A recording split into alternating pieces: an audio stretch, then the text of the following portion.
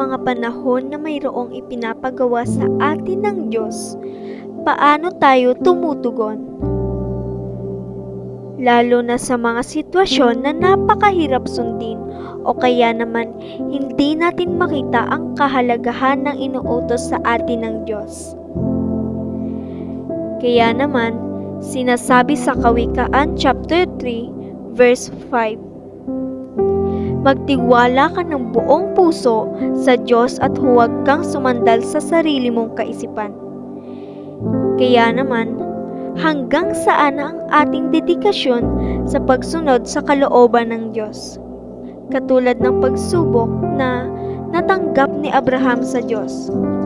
Susunod ka pa din ba kahit ang buhay ng iyong mahal sa buhay ang nakasalalay?